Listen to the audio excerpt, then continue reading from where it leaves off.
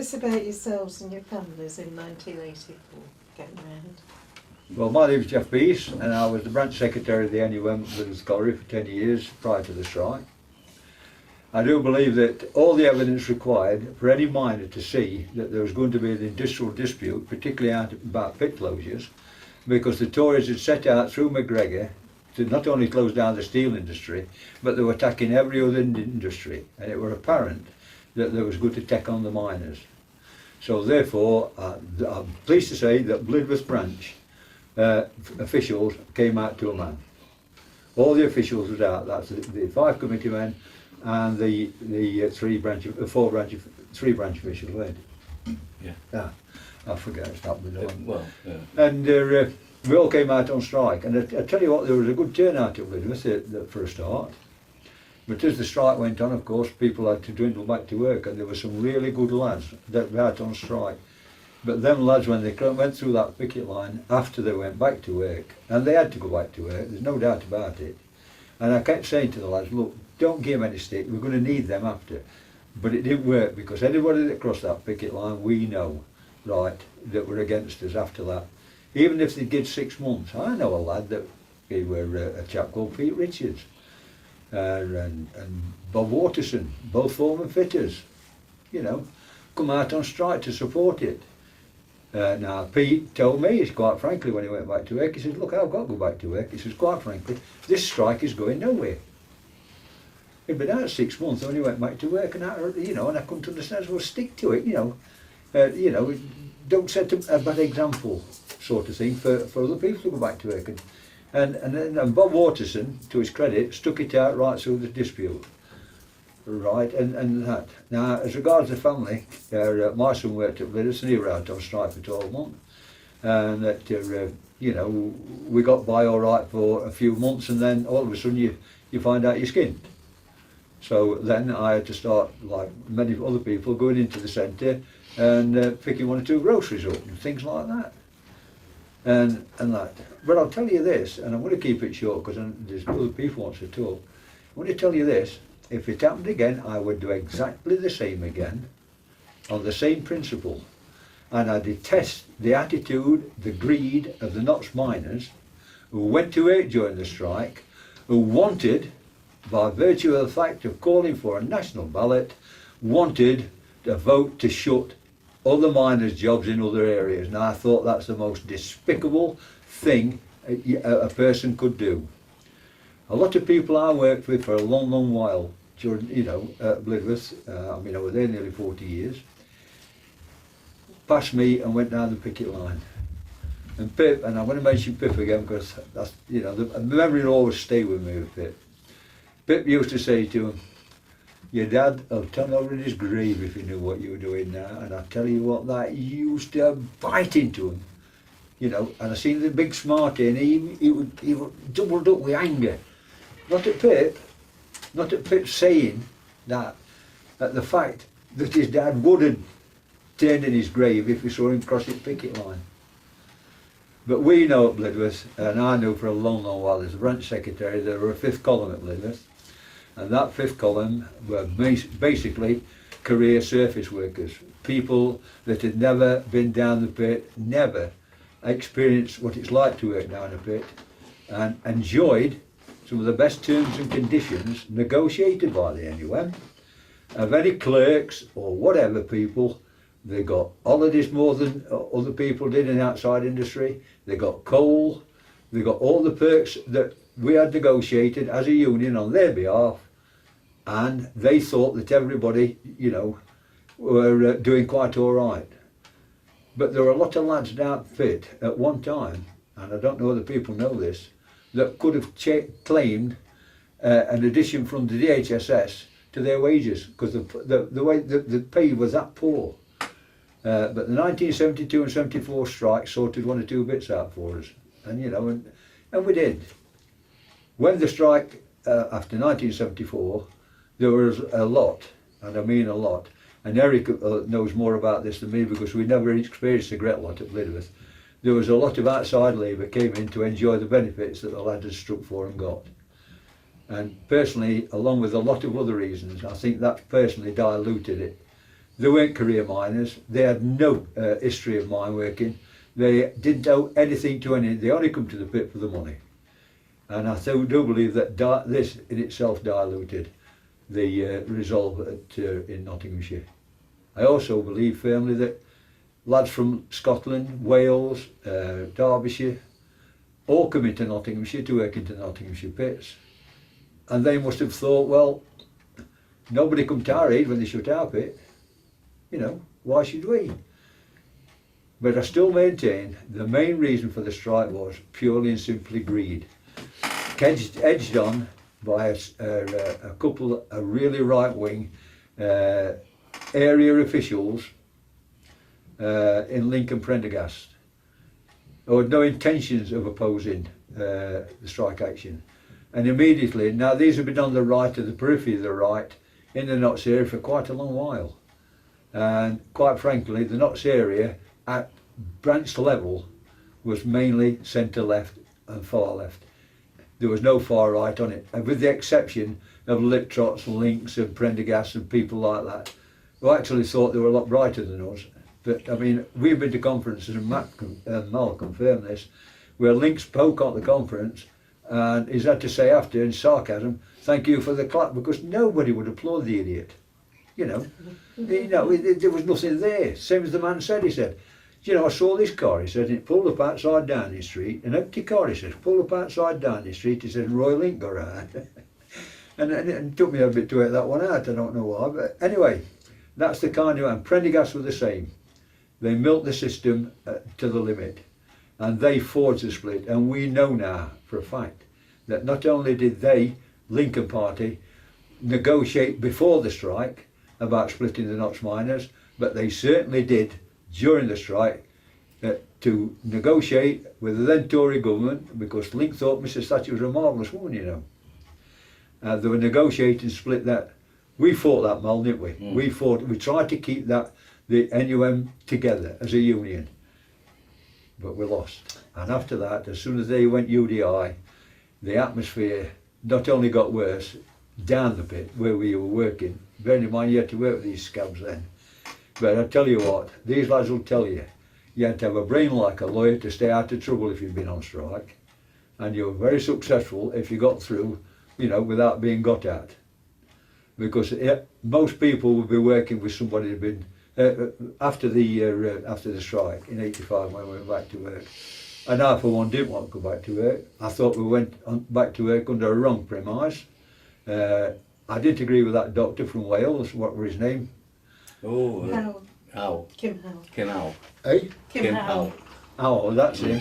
Yeah. I'll tell you the story about him in a minute. And I didn't agree with him. I didn't think, you know, we went back to work, but I'll be honest with you, I was gutted by the fact that we had gone through all that 12 months and they went out to show. Yeah, that's You know. terrible. What about you, Mel? What about you in 1984? Well, in 1984, oh, by the way, my name's Malcolm Howarth. Everybody calls me Mal. In 1984, we heard about Corton Wood that was going to close. And I was in the canteen in March of '84 when who should walk through the door was Yorkshire Miners. And we had a word with them and we spoke with them. And then I made a decision then, when I spoke to the Yorkshire Miners, that would be my last day. I wouldn't go no more. The fight was on as far as I was concerned. So we got together and we said, well, that's it. We'll go on strike, we'll start. Then, after a few months, all the women started to get organised.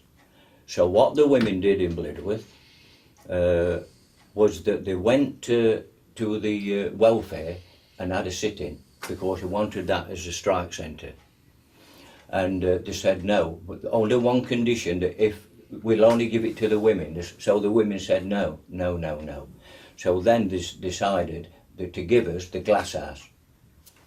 So all the women then started to get together in the glass house for the strike centre itself and for the food and everything else. One particular time, the Yorkshire Miners were still coming in. So the manager at the time at Blidworth Colliery, named Turner, he sent for the women, which my wife was in the delegation as well.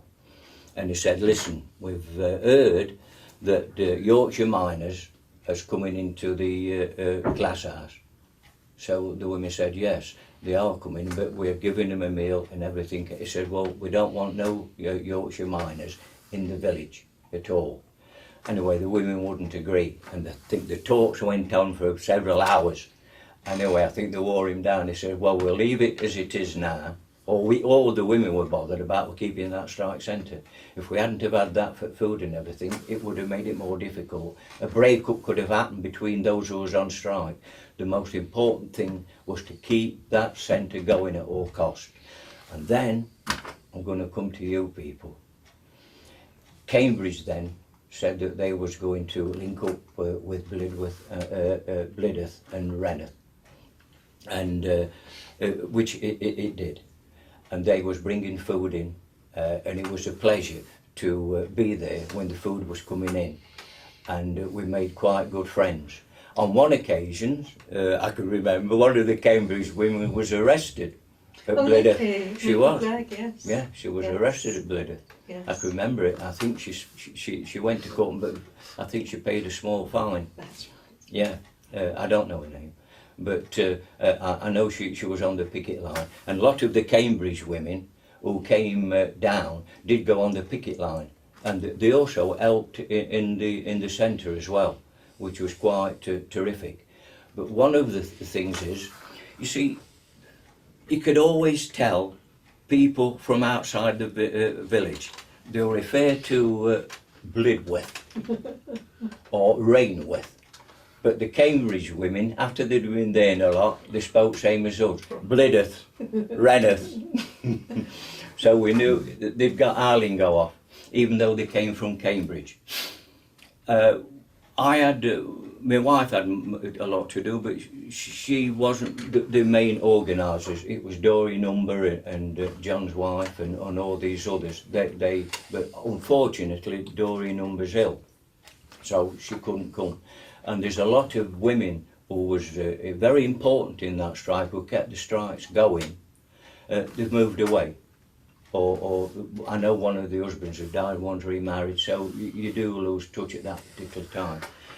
While I was there, I must tell you this, while I was there, I had a call from Eaton Strike Centre. They were running it, and I went there. They said, we want to have a word with you.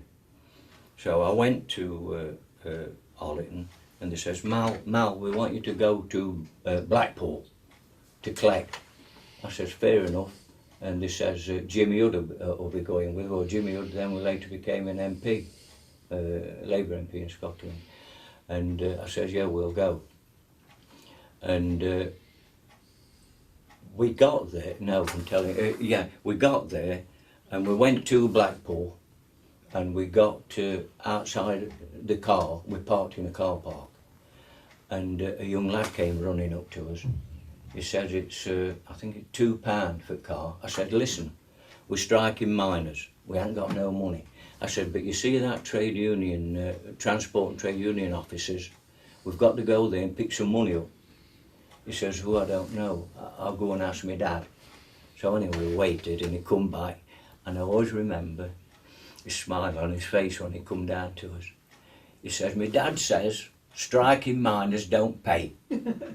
I says, oh, thank you. And we got in with his father, and he took us for a meal and everything. And some years later, after the strike, I had a phone call from Blackpool, and the young lad that had met us had a fatal crash on his motorbike and got killed. But I always remember that, you know, it's very significant for me to remember that. I thought, you know, what a tragedy, and I'll never forget his face when he come down and he says, striking miners don't pay, you know, which was very good. The other one was, I also went to Belgium to collect there, and we went to Genk in Belgium. That's when Jimmy Hood was with us, and I was speaking outside the Ford factory, and I hadn't been speaking above half an hour. I'd got a bucket there, and people, it was a work hour, and they were chucking money in. Next minute I heard these sirens going, "Please come." So I'm still talking, and I'd got a placard on here, "Support the British miners." And I was speaking there, and the police came up, chucked me off the little rostrum. I got a box and said, "You're under arrest, passport." You know, I'd got my passport, and the police cars drove up. He opened the back door of the car, and there were these police trying to get me in, but I couldn't get me in because of the placard. They were pushing me in. It rated me more than them. Anyway, officer up and says, "Take that board off him." I could tell what they were saying. "Take it off." So we took it off, and they took us to the police station, and they said, "We're going to get you out of the country straight away," and all this. Anyway, British Embassy came, and we had one or two, and they let us out. Well, when we came down steps of the police station, there were all papers and television with stars, you know, and they were writing what you know and all that. And it was very significant that we did it, and it brought to light the plight to the Belgian people. What were happening in England was the police and everything, which we've already discussed about the police brutality in yeah. And John will remember this. At one particular time, we had some Yorkshire miners in tents on the garden. Terrible. Yeah, and they were all in the house. Next minute, all the police was there, and there was such a commotion. I was at home at the time, and next minute, they were banging on the door. It was about 2:30 in the morning. So I jumped out of bed, Paul, and said, "There's somebody banging." And so I got up and I went, and all police were outside. They were all lined up. You've never seen so many police in your life. He said, "There's some trouble down there. You better go down to Umber's house." I said, "Right." So anyway, they escorted me down. And when we got there, they'd been on the garden, the police had, and what all the commotion was about, what the police had done, they'd no right to be on that property, but they'd left a torch, the policeman with his number on, and they wanted that torch because they know they'd been on. But the torch then, it had got, one of the solicitors who was there took it outside, so that the police never got the torch. But it was terrible. You've never seen so many police at 2:30 in the morning. There were streets lined right up down to Umber's house. It was terrible. But this thing is that the strike made us solid. And such people as you, who stood by us, who didn't even know us, who came down and shown solidarity, I thought it was absolutely wonderful. And when we went to the Strawberry Fair, it was absolutely wonderful to go down. We sat on the lawn, I don't know what lawn it was called, but we sat on the lawn and had a small tea, and then we had a walk round Cambridge. But it was a wonderful. So what I want to say is this: if it wasn't due to you, such people like you, we would have been struggling and struggling. We probably would have drowned. So all we can say from the bottom of our hearts is thank you to Cambridge, thank you to all the other support who gave us, but we was twinned with Cambridge, and we will never ever forget Cambridge, what you've done for us. Thank you. Oh, thank you. Thank you. Right, my name's John Woodhead. I started at the pit in 1978. I went there very long, only 11 years because it closed in '89. But I was on strike for the full year. The wife and I got 3 sons, and they all, were with us. And the wife was helping out in the kitchens and things like that. I'm not a very good speaker like these. They're used to it. I'm not. I was underground locomotive driver for most of the time, and yeah, it was a good year on strike. Although we got no money and things like that, we enjoyed it. We enjoyed ourselves. We had support from people at Cambridge, London, and people in Nottingham. The chap used to bring us beer every week, home brewed beer, and we really had a good time. And so it lent us a lot. Really, it got me and the wife. She's still involved in politics. I'm still a member of the Labour Party. she's parish councillor, district councillor, vice chair of Notts County Council, and that's where she is now at the moment. And it's got us involved in politics, and which we'd probably never done if it hadn't have happened. I really enjoyed my time on strike. Although we'd got no money and things, you couldn't do the things you wanted to, like me. Well, same say, we went to Cambridge, I went to Brighton to the Labour Party conference, lobbying down there, and to UC conference, we went down there, and Cambridge lots of times. I used to stay with Alison, me, Pip Umber, and Alan Radford, Ken Petney. And there's not much I can say. I mean, I went as involved as these two. These were branch officials and what have you. I finished up as a branch treasurer just before the pit shut, about 2 years before. That's all. But that's about it, really. I'd say. But I did really enjoy it. I enjoyed meeting all the people, all the things. I'd like to thank such as you and everybody that helped us. But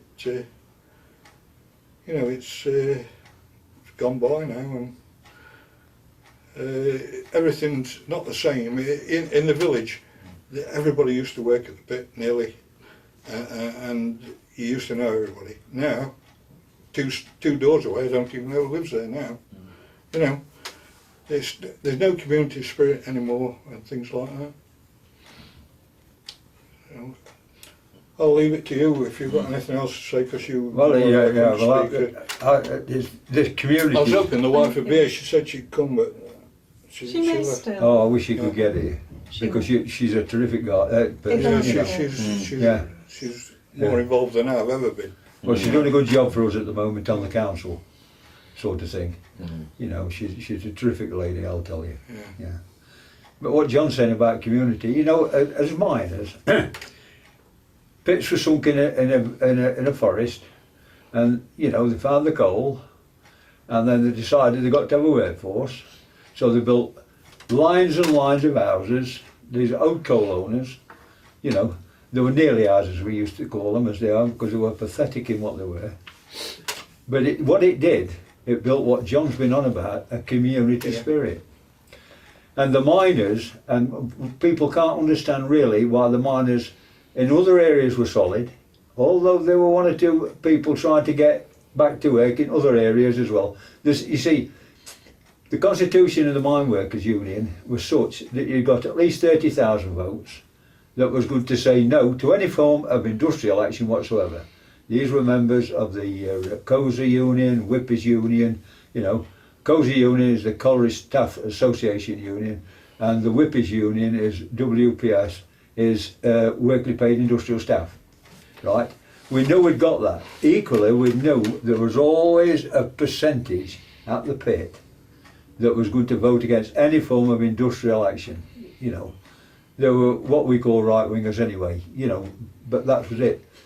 But that didn't break that community spirit that we built up. And as miners, and it takes some understanding, people can't understand that why we were so solid.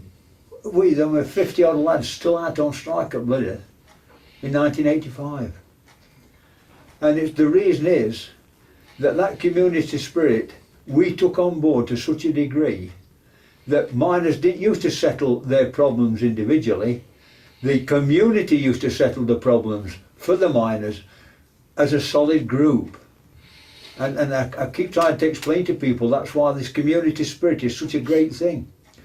When we went up to Barnsley, every speaker mentioned community spirit, didn't they? And I was touched by that, because to me, if you're going to get that back, you've got a lot of work to do. I keep saying to Eric, and I've said to one or two more, that the working class in this country haven't been hit hard enough yet, and they haven't, And we have to face it, that some of our lads voted Tory, indirectly in Mansfield, because we've now got a UKIP, independent, which are ex-Tories anyway, council. It would never have been thought of at one time. Never been thought of. Yvonne's coming there. Oh, wonderful. Oh, it is, it's terrific. I'll let Good. Yeah. I just want to tell you a little, like Mal, you know, that Mick, somebody mentioned in that book, a chap called Mick Walker. Oh, we remember me. Well, Mick and I were great buddies, and Yes. we went to Germany fundraising. Yes. And in Germany, we didn't. We went to factories, and one little story is this: that I spoke to the biggest crowd I've ever spoke to in my life, as I thought. We went to Volt City, where they make the Volkswagen. And as we were walking through the door with this lecturer that was looking after us, Mick and I, and there was a photograph on the wall of a British colonel. And I said to him, "What bloody photograph of a colonel doing in a factory like this?" So this lecturer asked the German, and the German told him, he says, "Well, after the war, the British came round to see what they could steal and take to compensate him for the war effort." And they said, and they looked at the Volkswagen and they said, "Well, Christ, that'll never take off, you know." And the bloody millions of them sold, weren't they? Yeah. Well, really, need to take you to talk. Well, I think it was an introduction to politics. Yeah, weren't they? Yeah, so Had you? we weren't Had you involved done before. anything You know, before? it's something we never Nothing I thought was a about. housewife. He kept the floor clean and the pots washed. Didn't Right. have to strike, I might tell you. I Why, passed all no. that on. But no, it was an introduction to politics. It was an interesting year in a lot of ways, weren't it? Because Absolutely, yeah. I think we found our true core values. Mm. When you've got nothing, Yeah. you learn to work together. That's You right. learn to become a family. Yeah. And a lot of people in this country saw that and supported us 100%. Yeah. And it was a time when designer gear were coming in. Do you remember it? Designer trainers Yeah. at ridiculous prices, you know, more than a week's wages. My kids never once asked because they knew the answer. Mm. Yeah. They knew the answer, so they didn't bother. Yeah. So it was a year of finding your values, what you wanted, what you believed in, That's true enough. Can and you what we remember? still believe in. Can you remember not swimming against pig Yes, cages? Mary Donnelly and all. Do you remember Ida? Ida Hackett, yes. Mm. Bless her. Yeah, well, she became our friend. Mm. Every time we had a problem, and I used to go to the New P office in Nottingham quite a lot to work with the Nottingham women. And every time we had a problem, it was ring Ida. So you'd ring Ida, she'd be in the middle of the washing, but she'd drop everything, Mhm. she'd get in her little car, and she'd be over to the New P office. "Now girls, what can we do to sort this out?" She'd find all the answers. Yeah. A wonderful woman. Great lady, yeah. Absolutely wonderful. And of course Ernest would be left to do the washing. Yeah. Well done. Yeah. You know. Mm. He He didn't didn't grumble a mind. lot. He didn't mind a bit. No. He'd just take over when Ida left, you know, went through that door, he'd just take over and no problem at all. Yeah. He was a wonderful man as well, weren't he? But yes, there were so many of them, weren't there? One of our chefs at County Hall, she was involved with one of the solidarity campaigns in Nottingham. She used to come along to the Women Against Pit Closures. Yeah. And you did a lot of talking yourself, Yvonne. Well, I did a few bits. I didn't do a lot. I did a few bits. I convinced a few people that they ought to support us. One of the first people I ever met was the guy from Hackney. What was his name? I can't remember. My memory's gone now. Yeah. Do you I want to can come beyond remember the them coming. Oh, I can it was remember them all a school coming, but teacher. I can't think of names. There was a school teacher from Hackney, and he walked into Blidworth Community Centre, and I thought it was he. They were on a picket. Pauline and Doreen were cooking, and I'm sat with a little typewriter. And this guy walked in, big woolly hat on, Brian Yeah, Brian. Simons, Yeah. Oh yeah. yeah? Oh. Yeah. And he walked in, I thought, who's he? And he walked straight up to me with my little typewriter and he says, "Hello, I'm Brian, I'm from Hackney, what can I do for you?" Great. And I thought, I don't know you. I hadn't got a London accent. And I thought, I'll wait for lads to come. I said, "Well, if you sit down, the lads will be back from picketing in a few minutes, so go and get a cup of tea and, you know, we'll have a chat then. And he was a genuine person. Yeah. He really was, and he got us a lot of support from the business clubs and things that not business clubs, trade Trade councils. councils. Trade That's council. it. Yeah. And all manner of things. And then invited all our kids from Blidworth, do you remember, to the Yeah. William Patton School Yeah. in Hackney. And when I asked our head teacher for permission for my 2 kids to go, he hit the roof. And I thought, right, okay, I'll get you back. I was a school governor. Thought I won't let this go. That's right. Memory. So I went to County Hall and asked them, and they said, well, if they're going to a school, we don't see a problem. So they went to the William Patton School and they met an author there, Michael Rosen. Gave them all a book. They thought it was absolutely wonderful. And they didn't know teachers from some of the parents that were there. Yeah. Nobody dressed differently, nobody acted any differently, not even the head. Yeah. They were all the same, and if a kid dropped a coat on the floor, well, somebody came along and picked it up. Mm. You know, not like in our schools, get shouted at. Mm. But it was a real eye-opener for solidarity, for trade unions, Yep, absolutely. and for the mining fraternity. Yeah. So I just remembered that, but there was them trips you went on to France and that. Oh, gosh, We yes. took load of kids to France. Yes, with we the went to support of them Marseille. people, they paid for it all. Yeah.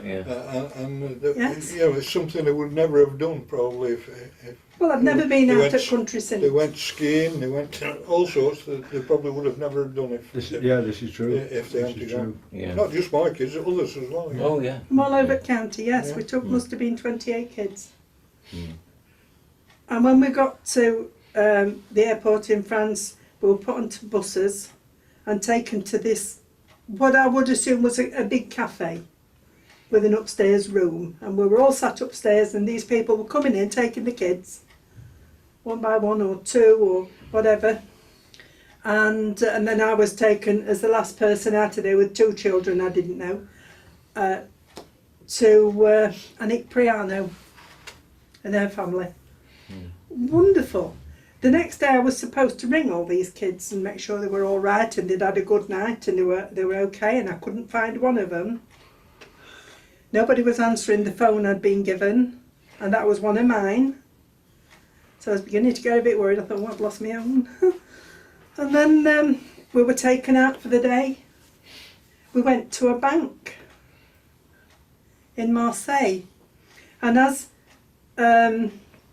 and he went in, the owner of the bank came round and gave me a hug, and there were 3 of them, linked arms at the counter, and herded everybody out of the bank and closed on the door. Yeah. Nobody said anything. Nobody made a protest at that. They closed the bank because we were there. Mm. And then they said they were going to give us some gatto. I thought, oh, and it were playing Madeira cake. And I thought, gatto's It's a letdown. yes, it was a bit. But I thought, oh, I'll go back and research this when I get home. But we had 8 wonderful days of doing things in Marseille, in and around Marseille, and eventually I caught up with my son. He did ring me. He'd landed in France, been taken to Switzerland, because they had a chalet in Switzerland, so off he'd gone. I'm not sure that his passport covered that, but he went. And so he'd been over the Med, in the Med, and on the Med with that family. And he had a wonderful time. And he was writing to the family for a long time. I don't know if he still does, but he did for a long, long time. Memories, eh? Yeah, Yeah, fantastic. great Wouldn't stuff. have done anything like that ever Great in my stuff. life. No. No. And let's not forget Lizzie Hollis, Yeah. you know, and Sharon. Yeah. Fantastic. Yeah. Yeah. How did you manage without any money, Yvonne? Well, it was quite simple. You went to the strike centre and you had a meal there. What did you need money for? Mm. You know, Bit to pick your money, got your loaf of bread and a bottle of milk, you know. And, we'd got nothing. It That's didn't it, matter. What about But we were all the same. We'd got nothing. You know, it weren't that next door neighbour had got plenty. Yeah. We were all the same. And if I was really desperate, I could have phoned anybody up Yeah. and said, look, I'm stuck. Something would have Right, happened yeah, to help. yeah. Yeah, we'd have found an answer. That's right. Yeah. I think the significant thing about it is people who were on strike got to pay mortgage. And I was paying mortgage on Pit House. And I can remember I paid it with Leeds, and the Leeds manager sent for me. And I can remember sitting in chair, and he was sat in big chair, and he says, right, are you striking mine? I said, I am. He says, look, I think we ought to come to some arrangement. I said, oh, right. He said, if you could pay me, say £5 to £10 a month, I think it'd be all right. I said, you know, I said, there's none of the miners can go to the Social Security and get any money. I said, well, I ain't got no money. I said, we're getting fed by strike, in strike centres. He went, it is a problem, isn't it? I said, well, it is. I said, I can tell you here and now. I said, I can't give you £1 a week. I ain't got £1. He went, he says, you've convinced me. He says, you carry on as what you're doing. Yeah. I said, fair enough, but there were a lot of people who didn't. I was lucky, I admit that. But there were a lot of people lost their houses. And Yeah, a lot yeah. They could have avoided Equity it. as It well. could have been avoided, Yeah. Mal. If they'd have gone to the bank and said, look, I'm on strike now, I'm not going to pay it, you know, and I'll increase my payment after the strike to catch up with the arrears. And, you know, and everybody that I talked to do this because I did. I got a Yeah. mortgage. Yeah, So go and see the bank and let them know, don't leave it. Let them know. And this they did. And they come back and they said, well, yeah. Because you're not talking to a manager at such places at TSB, are you? You know, you're just saying, look, I'm not paying my bloody mortgage because I'm on strike now, I ain't got money to do it. I want to leave it alone until such time as I get back to work, and I should continue to do it. And I always used to say to him, now look, tell him, you've not missed any before, have you? You know. No. That's the same. I mean, we had. I didn't pay any rent for a year, obviously, so we had to pay double rent for a year after. That's right. You know, and Yeah. the only thing that upset me a bit, we had a television on rental Ready Fusion. from Radio Rentals. It was Radio Rentals, and I said I went and seen them as soon as I know we're going to go on strike. I went and seen them, and they said. I shan't be able to afford to pay my rental. He said, oh, it's no problem at all, we'll fetch it back. And that's the only thing that, you know, they fetched it back straight away. yeah, And they've been paying rental for 12 years, Yeah. never missed, yeah, and they just weren't considerate at all. yeah. No, it was brutal. Yeah. Some were very, very brutal about the financial arrangement, you sort of thing. But I was to say, look, you know, you ain't got it, you can't pay it, can you? No, that's right. You know, I give a think- bloody clue, where's it going to come from? I was, you know, up and down there saying, well, give us a clue, where you going to get it from? You know. What about your children, Yvonne, during the strike? Because Well, there were striking miners and working miners in the same school, children. Mine didn't have a problem. No, They never said, you know, that there was any problems. the kids. I were remember all the right, headmaster they were- calling me in one day because one of my lads had been on the field at the end of Bellevue Lane, just past where Pit was, Yeah. and he'd watched some police beating up a man that they'd taken up at picket line. And they repeated it in school, which you'd expect kids to do. So I was sent for. And I went in to see Malcolm, the head teacher, and he says, I'm not very happy about this. And I said, well, what's the problem? Your son's saying this and I've got no proof of this. I said, no, because you're not on a picket line, because you're not on strike. Yeah. I said, if you want to complain about something worthwhile. Yeah. But complaining about that ain't going to get you anywhere with me. Anything else? Yeah, yeah, He soon backed off. yeah. But I mean, if you can walk around the town now, there's still an atmosphere in Mansfield, and it'll Yeah. never go. No, I don't Do you Never know, go. I was talking to a senior social worker the other week at Notts County Council. And after we'd done the business, he said, Yvonne, I want to ask you something. He says, you're from the mining community, aren't you? I said, yeah. He said, how far back does it go? I said, well, grandfather, great-grandfather, Of course. father, brothers, husbands. You know, how far do you want it to go? He says, can I ask you which side you were on in strike? I said, we were on strike. They weren't aside. It was all you did. He said, so has it all been resolved now, 30 years on? I said, has what been resolved? I said, you want me to forgive it? Forget it. I said, not even when I'm dead will that happen. I said, that'll go to the grave with us. And he says, I never realised. He said, I did support you in the strike. He said, I went in Nottinghamshire then, but I did support the strike in miners. He said, but I had no idea it was still. Yeah. There's still bad there. feeling. It's of worse course in there's a lot bad of other feeling. places. South Yorkshire and Durham and places like that. The atmosphere is terrible. You know. Well, Anybody that went back to work up there and yeah. Yeah. So it should We, be. we went up to Barnsley, didn't we? And they were talking about, you know, about Notts miners of the year, and you know the attitude that prevailed. And we know we're going to, on May Day, we're going to Derbyshire, and to me it's one of the best days out, because there's an entirely different attitude with Derbyshire folk as there are to Nottingham people, you know. But anyway, we were talking there, and there were Scottish lads there, and a bit held on come up, they were 80 odd. I said, but if you get Notts miners, you know, as the other miners in the area, you know, as they've forgiven the Notts miners, they said, we haven't forgiven for 1920 bloody 6 strike yet. Yeah. And they used to get that a lot, especially in Yorkshire and places like that. Mind you know, Yeah. we had who was that bloke that came from Ashfield to our strike centre, an old man? And he was in his late 80s, he come with 2 of his family. yeah. And I remember it was a Tuesday, because it was dinner day. And we'd invited him, and he was telling us who was related to strike, to the scabs in 1926 Yeah. that were working today. Yeah. And he named people in our village. Yeah. And I thought, wow, I wish I'd got his memory. My uncle was one. I could always remember, I must have been about 12, 13. But my dad got killed in colliery. He got killed at Glatwell Colliery, my father did, and left my mother with 4 kids. But I can always remember, I was about 13, my mother was looking through the window, and she says, come here, quick, come, here, stand here.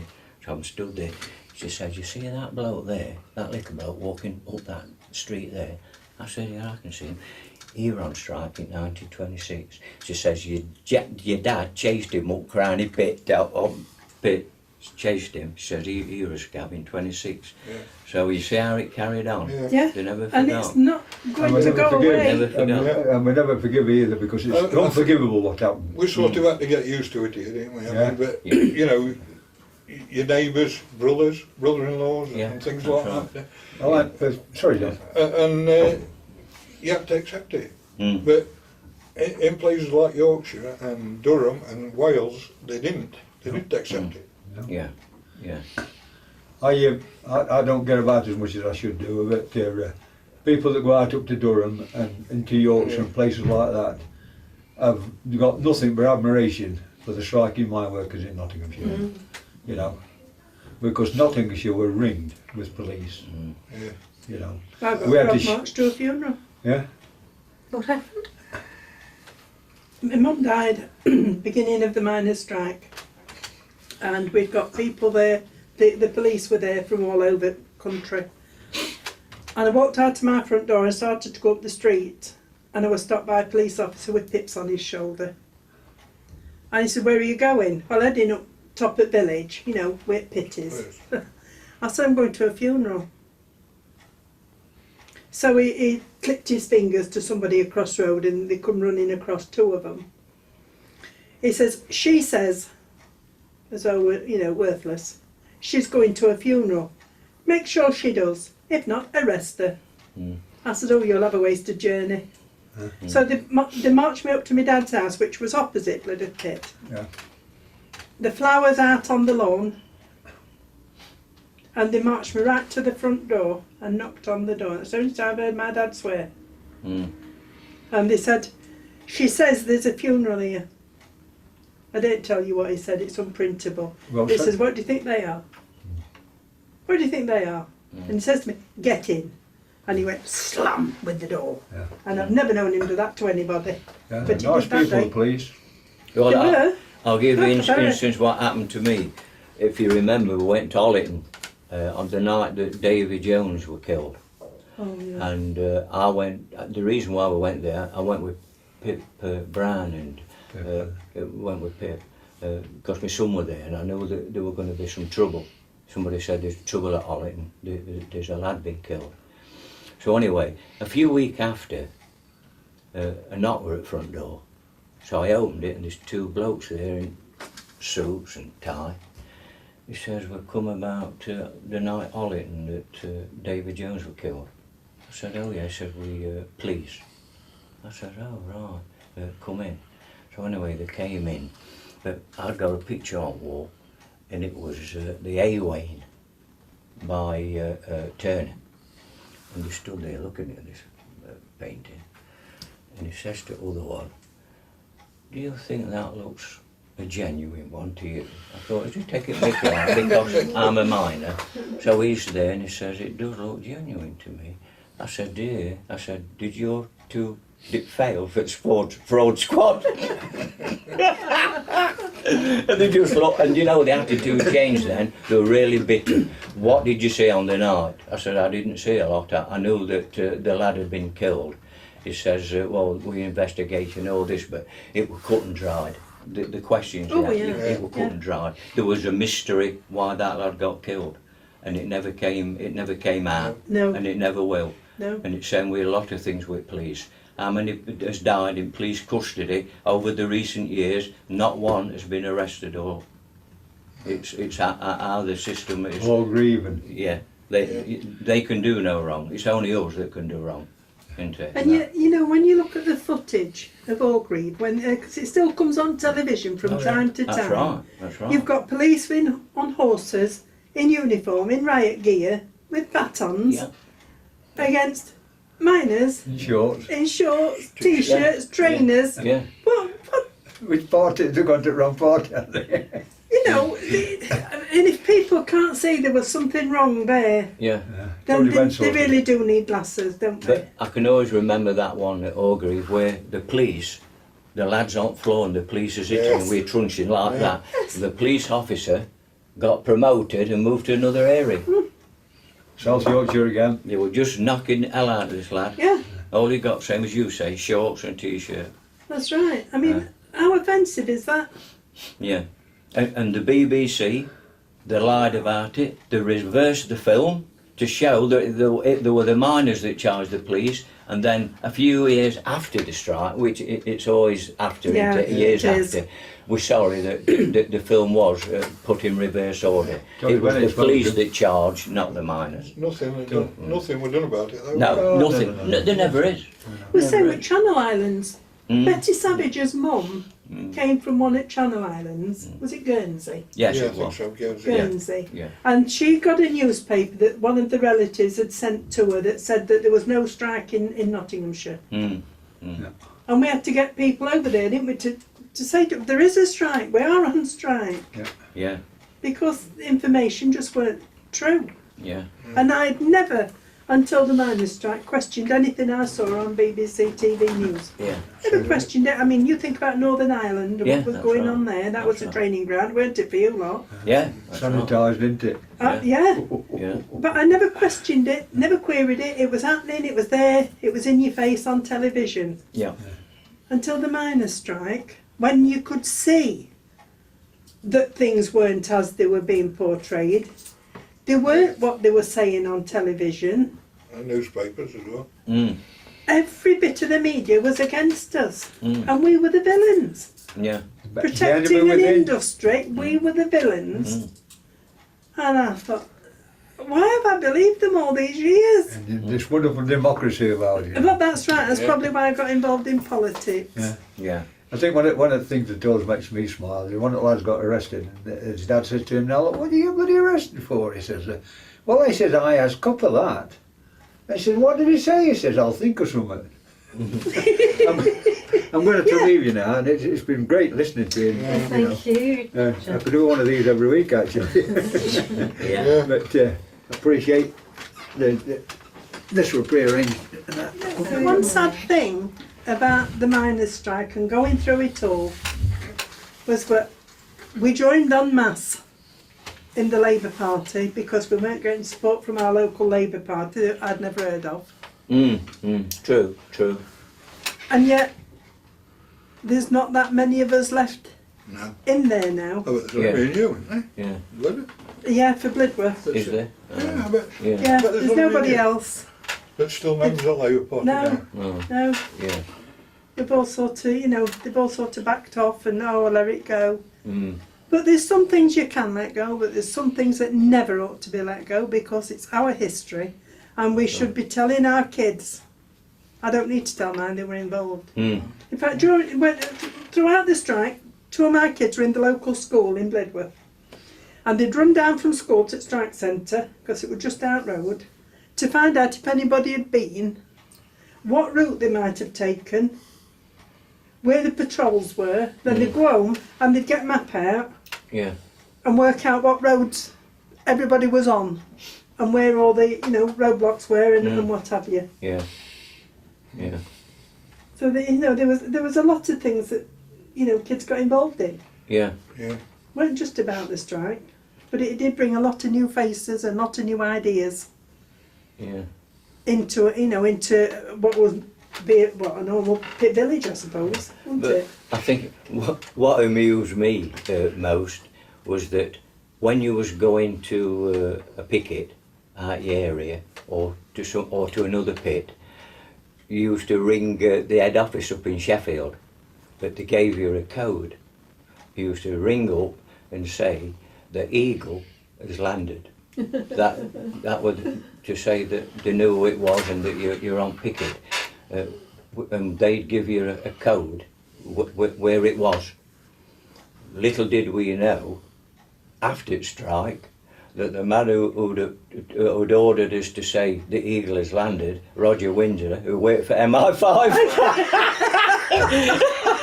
So there was no need. He knew what we were doing. Yeah. How did he know where we were going? Sort of thing. It's always amazed us you know how that. they were there in advance, weren't they, in a lot of cases? Yes. Yeah, They were there in advance of anybody arriving. yeah, And yet you tried to do it so, together, to keep it tight. yeah. And yet they always knew when you were coming.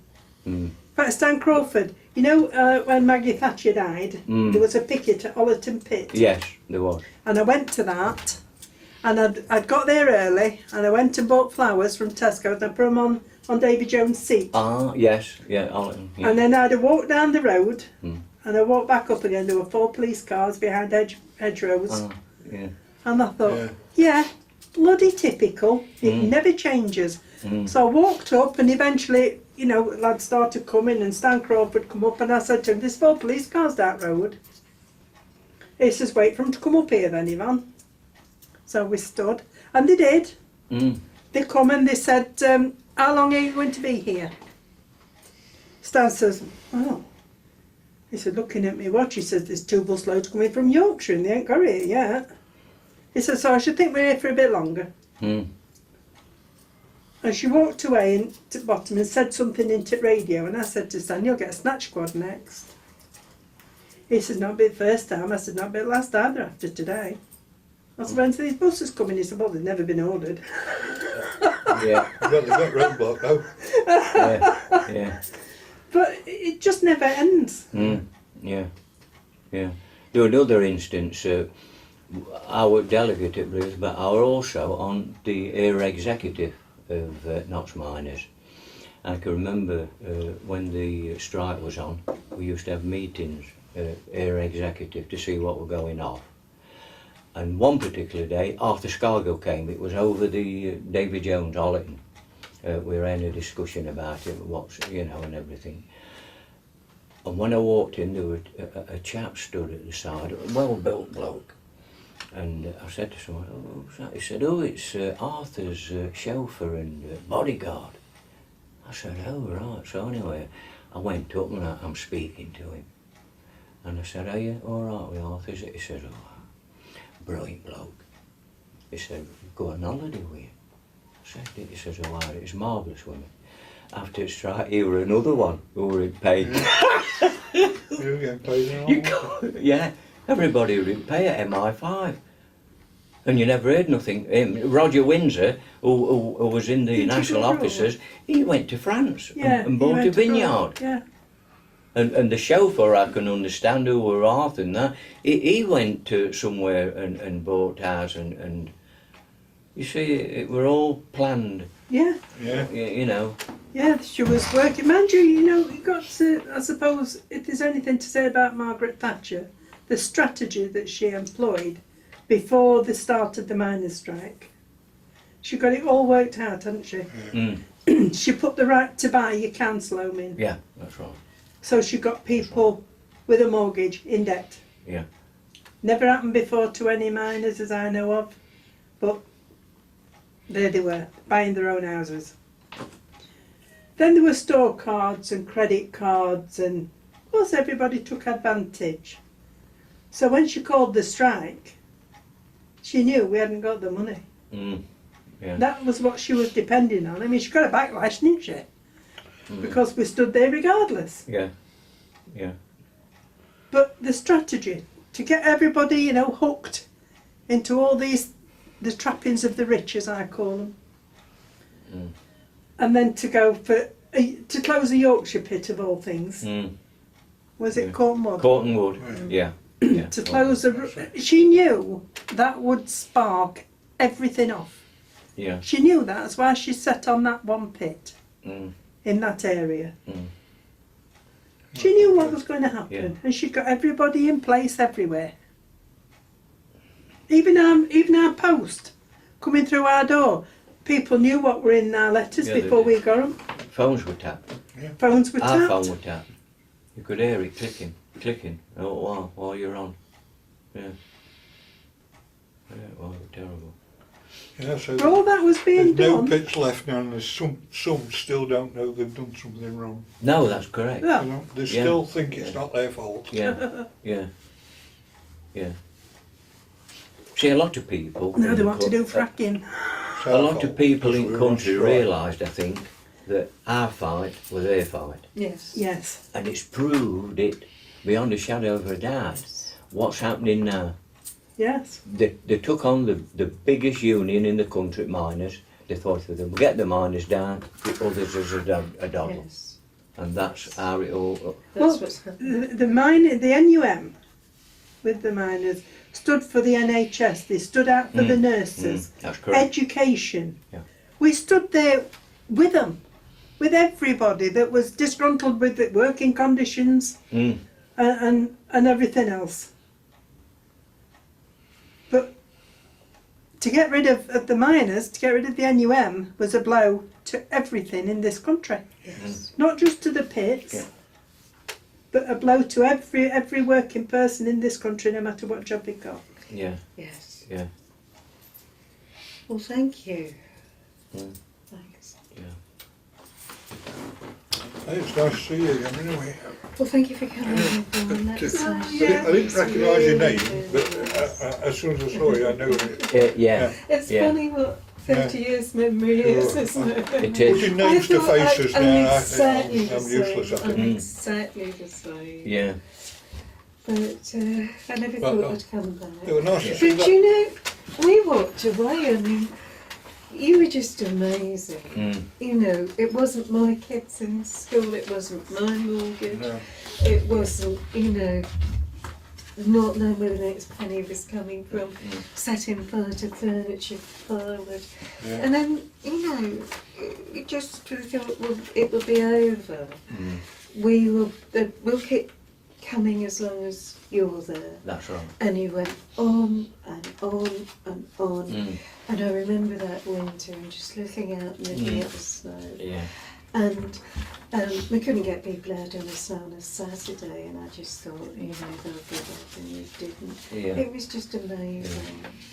Yeah, And, but- you know, we did nothing. My friend Viv Bailey says, well, the problem with talking about the miners' strike is people feel they need to keep saying thank you the whole time. And I mean, we just did nothing. It was just basic common We did a lot. decency. We couldn't You have did. managed without Could have- you. Well, Yeah. you went on a bit longer because there was a bit of you, but it was your courage, your determination. But I think when you But look without at the it, support, we'd have had no chance. that's right. Yeah, but I mean, Sign a yeah, I second was payment also for us. saying, Yes, Just ma'am. to say that you can I withdraw your thought it would consent be of us quite using the wrong footage. for us and- to talk Ruskin about University, what we did wonderful. Mm. until you'd Yeah. all, you know, Yeah. written all the books and told your stories. Yeah. And I think the time is right now. It wouldn't have been a few years Yeah. because Yeah. it's your story. Yeah. That's what. But I think you're right in what you say. I think more people is beginning to realise the miners' strike. It changed everything. Yeah.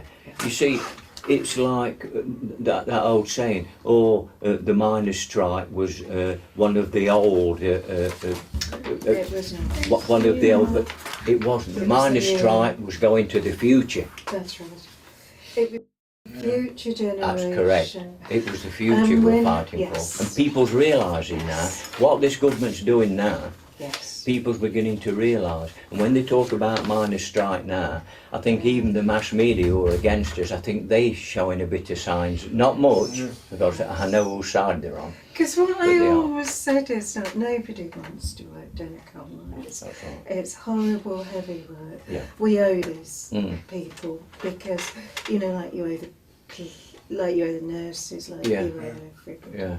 If you want to close coal mines, that's fine, but you talk to the people, Yeah. you plan 20 years ahead, Yeah. you put things in their place. Yeah. And when you actually go to those communities, there is nothing. There is call centres where Yeah. there is work. There's drugs, there's alcohol. That's You correct. go to the Welsh Valley somewhere Yeah. like Abertillery, Yeah. there are 3 mines. There's what, 70% youth unemployment. I mean, a lot of these women whose husband worked, they still say, I'm proud of what my husband did, Yeah. going to Of work. what they do. But you know, the main thing is now, the sons and the daughters haven't got a job. No. It was actually about. I mean, us who the fought, we next- were fighting for Well, jobs. it was about the next generation. Exactly. It was. I remember those postcards that actually said, "The future is me. The future is our strike." I That's remember those little boys with "We are proud of our dads," Yeah. the ones who went on holiday in Norfolk, Yeah. because those communities didn't have railways. Mm. I mean, they were just miles away from anywhere. How do you get to Six Bells Pit in Abertillery? You just can't. Yeah. Those mines was all that there actually was. Mm. And from those mines came those values. Mm. Because to work underground, you have to trust people. That's It right. can't be mainly men. Yeah. And all that solidarity of that community came from those mines. Mm. So it wasn't about keeping people in darkness doing horrible jobs. Yeah. It was about keeping those communities which had a soul, which had a life. That's what I think. Yeah. But I've just thought of something that was never mentioned. Can you remember Uri McCall? Yes, Yeah. Dirty Old Town. Yeah, I just thought then, That was so. all the songs that was in the miners that kept us Yes. going. Yes. What did you, Daddy, what did you do in the strike? You know, I'd sooner be a picket than a scout. God. And I just remember that we never brought it up in, because them songs, Yeah. I've still got a 45 record with that on. I can't play it obviously, but I've Women saved of the it. working class. Yeah. I think I've got the heroes thing. Yeah. Absolutely. Sorry? You can really hear it, can't you? No. I've got a record. Yeah, I keep seeing it advertised in John, paper. do you know I what, took all my grand's old vinyl. Yeah. do you know Huge what we're collection. doing? We're creating an archive. And we've got a great big box in the library where kids Well, show currently us it's age. in my house on my sofa. Yeah, yeah. And what we've actually, I was going to actually give you some envelopes because anything about your lives or the pits or photographs or whatever you want to send us, Yeah. we would absolutely love to have. Somebody because has got a photographic record of the strike, haven't they? anything, anything. Alan Mann. Alan Mann. Alan Alan Mann. Mann. Alan Mann. You're not letting go. Who not let him go. No. No, No. but you could copy. Oh, I would think so, yeah. You could copy them. Yeah, yeah. But what we actually want, we've got people, we had a meeting, we had 85 people come who had either been on strike or were interested in it. And it was really so moving because everybody stood up and everybody said, well, we did nothing. Right? So we have a whole strike in which no one did Yeah. anything. And we hate talking about ourselves, and then Yeah. they did actually start. And what we thought is that we want students to actually learn this. We want them to read the letters. There's a woman who turned up with her mother's letters. Her mother had actually replied to a letter from a woman in Derbyshire, and they were friends kind of for years. And I mean, students don't know what a letter is. No, They no, don't realise. no, Yeah. they don't do it. And the other thing was that whenever we did anything, we used to get handwritten letters. Yes. And people would write, say thank you, and it would be thank you for a sweater or thank you for... Yeah. And, you know, You get a text it's message just there. lovely. Just getting those letters. Yeah. You know, thinking someone sat down and they've written Yeah. it, and 30 years later, we've still... So we've packed all that. Yeah. And we've got a little collection of books, and it's being taught. Yeah. So, and then we'll have a website. So Yeah, good.